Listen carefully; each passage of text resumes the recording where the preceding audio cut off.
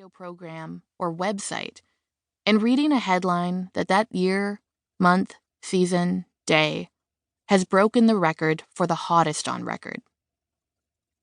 Many are struggling to stay afloat as we process the steady stream of scary environmental news that tells us things are unraveling even faster than scientists expected. Some lose themselves in activism, while others keep their distance or close their eyes just enough to pretend that the reality we face isn't nearly as bad as it is.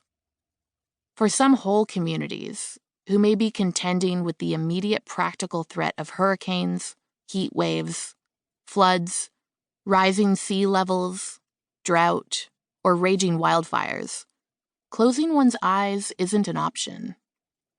Increasingly, even for those far away from hazard zones, neither is taking the time to examine one's emotional response. Over the last few years, especially but not exclusively in liberal circles, the term eco-anxiety has become all the rage. It describes a condition that robs sleep from those who, when all is dark and quiet, stir in thoughts of how uninhabitable the earth will soon become. Tools are cropping up to help people cope with eco and climate anxiety, grief, and a pervasive sense of powerlessness to halt nature's destruction.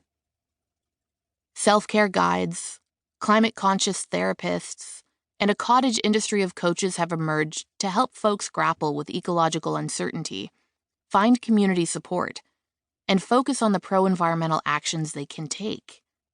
But acknowledging and reckoning with difficult emotions is still not the norm, and mental health resources are cost-prohibitive or simply unavailable for many people who need them. Too often, though, the conversation around eco-anxiety reveals its own amnesia. Only some of us are being forced to grapple with the threat of annihilation and the emotional weight this carries for the very first time. For so many people who've been marginalized, the oppressiveness of how bad things are is a tale as old as the hills. As a white, cisgendered, economically secure woman, I have the luxury of dreading the future in light of problems like climate change, while others already acutely fear the present and have long been suffering for how they were treated by dominant power systems in the past. Unfortunately, the climate crisis creates a double injustice here.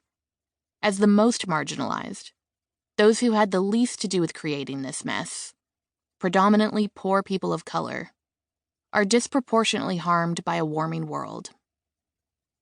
Eco-anxiety researcher Panu Pikala says that waking up to the climate and wider ecological crisis is particularly hard for middle-class citizens of industrialized nations because the world is revealed to be much more tragic and fragile than people thought it was.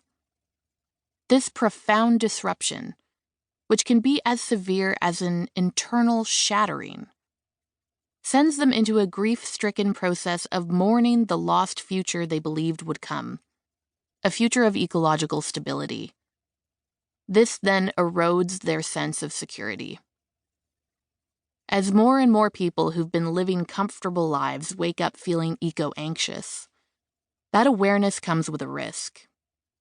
If we only turn inward to recognize this pain within ourselves, instead of looking outward, to glean a sense of implication in the far-reaching and unequal consequences of the climate crisis and our agency to improve the outcomes, little will change. Better futures will be entirely missed if we get stuck in fear and dread. For those who might roll their eyes at the groundswell of anxiety and grief that many privileged people are now expressing, I hear you. We're going to get this wrong if we depoliticize this pain, by not seeing its entanglement with centuries of environmental violence, racism, and domination. Without that context, we cannot be honest about who is the most vulnerable now and going forward, nor figure out how to best reduce harm. On the flip side, the tumultuous feelings that are on the rise are completely valid.